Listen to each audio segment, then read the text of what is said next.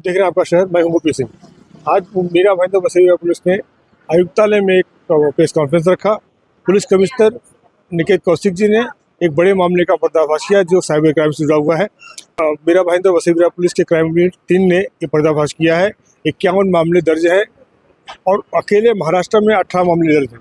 इसका मतलब है साइबर क्राइम का एक केंद्र बनता जा रहा है महाराष्ट्र, और इसके पीछे पुलिस का तहकीकात जारी है और इसके तार विदेश तक जुड़े हुए हैं, जिसके खुलासे करने के लिए पुलिस लगातार बनी हुई है।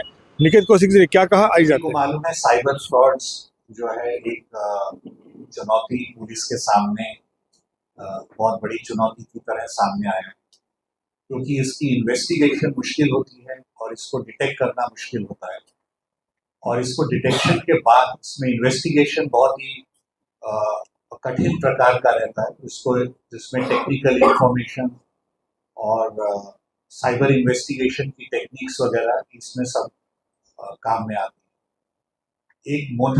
एक बड़ा रैकेट जो है एनडीवीबी कमिश्नरेट की क्राइम ब्रांच टीम यूनिट 4 ने इसका भंडाफोड़ किया है। 12 नवंबर को हमारी टीम्स को खबर मिली थी कि कुछ लोग मुंबई अहमदाबाद हाईवे पर एक कुछ साइबर फ्रॉड्स की कुछ तैयारी कर रहे हैं। उसके आधार पर जब टीम्स वहां पहुंची तो काफी सारे laptop, phones, fake bank accounts, ये सब चीजें बरामद हुई। इनिशियली 5 लोगों को अरेस्ट किया गया और उसके आधार पर ये मालूम पड़ा कि ये एक बड़ा फ्रॉड जो है पूरे देश में और विदेश से भी ये चालू किया जा रहा है। इसमें जब और तहकीकात की तो इसमें ऐसा मालूम पड़ा है कि अभी तक 51 केसेस जो है इन लोगों ने देश में अलग अलग राज्यों में 11 राज्यों में 51 केसेस इन लोगों ने अभी तक जो है ये फ्रॉड्स किए हुए हैं। और अभी जो हमारे पास प्राथमिक जानकारी है उसके हिसाब से 450 और विक्टिम्स हैं इसमें, और ये टोटल जो रैकेट और फ्रॉड है ये शायद 200 करोड़ तक जाएगा।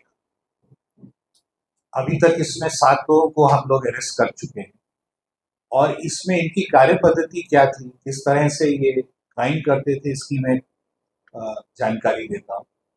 इन लोगों ने साइबर फ्रॉड्स के लिए इन्होंने फाइनेंसिंग वेबसाइट्स, इन्होंने फेक वेबसाइट्स तैयार करनी हुई थी, जिसमें शेयर्स में या फॉरेन करेंसी में इन्वेस्टमेंट करने का ये प्रलोभन देते थे।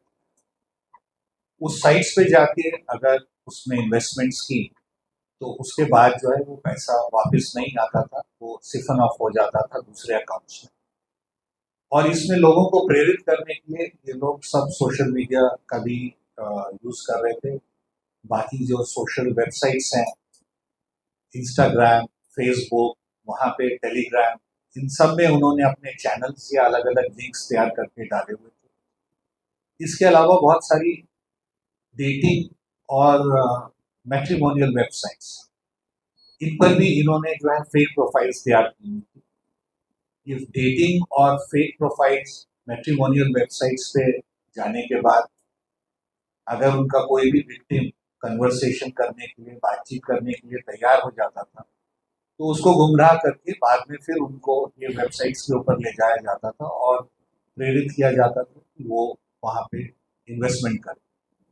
इस तरह से ऑलमोस्ट देश में 500 विक्टिम्स को इन लोगों ने ठगा हुआ था, और अभी ये सारी इन्वेस्टिगेशंस जारी है। बाकी की जो स्टेट्स की पुलिस है उन लोगों ने भी इसमें इन्वेस्टिगेशन चालू कर दी है। इन लोगों का सरगना मुखिया शायद दुबई से ऑपरेट कर रहा है। हमने उसका नाम वगैरह निष्पन्न कर लिया है आरोपी को, और विदेश में होने की वजह से उसको कानून के दायरे में लाने की प्रक्रिया चालू है।